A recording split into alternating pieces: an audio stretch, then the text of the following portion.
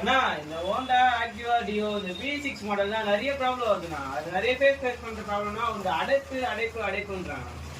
அதாவது ஒண்ணே தம்பி, இந்த அடைச்சடிச்சு போறதுனால இந்த வண்டியை வந்து பாத்தீங்கன்னா ஒரு சின்ன பிரச்சனை தான். என்ன பிரச்சனைன்னு கேட்டீங்கன்னா, நார்மலா ஃபேஸ் பண்றது வந்து பாத்தீங்கன்னா இதுதான் வந்து பாத்தீங்கன்னா இந்த ஃபியூல் பம்ப் எப்படி இருக்கும் அப்படின்றத பாத்துக்கோங்க.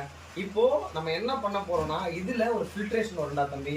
இந்த ஃபில்ட்ரேஷனை நம்ம ஃபர்ஸ்ட் ஆஃப் ஆல் மாற்றணும். இது எத்தனாயிரம் கிலோமீட்டர் ஒரு வாட்டி மாற்றணும்னா 20,000 கிலோமீட்டர் ஒரு வாட்டி கம்பல்சரி நம்ம மாற்றுற மாதிரி இருக்கும். அது எப்படி வரும்ன்றத இதுதான் பார்த்தீங்கன்னா ஹோண்டால ஒரிஜினல் பார்ட்ஸ். இது வந்து ஃபியூல் ஃபில்டர்னு சொல்லுவாங்க. இப்படிதான் இருக்கும் அந்த ஃபியூல் ஃபில்டர்.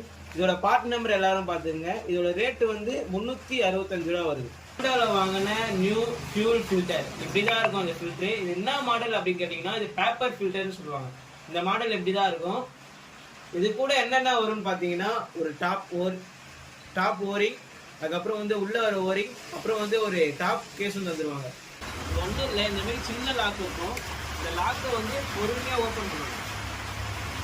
பொறுமையாக ஓப்பன் பண்ணி எடுத்தீங்கன்னா லாக் ஓப்பன் ஆகிடும். பொறுமையாக ஷேக் பண்ணி எடுத்தீங்கன்னா இந்த மாரி வெளியே வந்துடும். இதுதான் பார்த்தீங்கன்னா ஃபியூல் பம்ப். இதுக்குள்ளே இருந்து தான் உள்ள ஃபில்டர் இருக்கும். எப்படி இருக்குன்னு பாருங்கள். இதுதான் ஃபில்ட்ரு. இப்படிதான் இருக்கும் உள்ள ஃபில்ட்ரு. ஃபில்ட்ரு இப்படி எடுத்தீங்கன்னா இப்படி வந்துடும் ஃபில்ட்ரு. நீங்களே பார்த்துக்குங்க இந்த ஃபில்ட்ரு எவ்வளோ டஸ்ட்டாக எப்படி இருக்குன்னு. இந்தமாரி இருக்கிறதுனால தான் ஃபியூல் வந்து சரியாக பம்ப் ஆகாமல் உங்களுக்கு அடைச்சு போகுது. இதான் பார்த்தீங்கன்னா பெட்ரோல் ஃபில்ட்ரு. இது வந்து பழசு எப்படி இருக்குன்னு பாருங்கள், என்ன நிலையில் இருக்குது. இது வந்து புதுசு, இப்படி தான் இருக்கும் புதுசு. இப்போ எப்படி சேஞ்ச் பண்ணுறதை பார்க்கலாம்.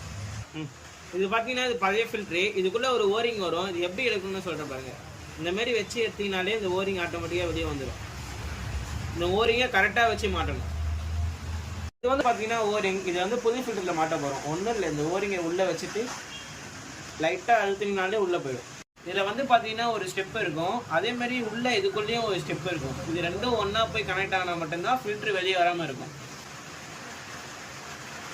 லைட்டாக உட்கார வச்சுட்டு லைட்டாக ஷேக் பண்ணிங்கன்னா உள்ளே போய் உட்காந்துடும்.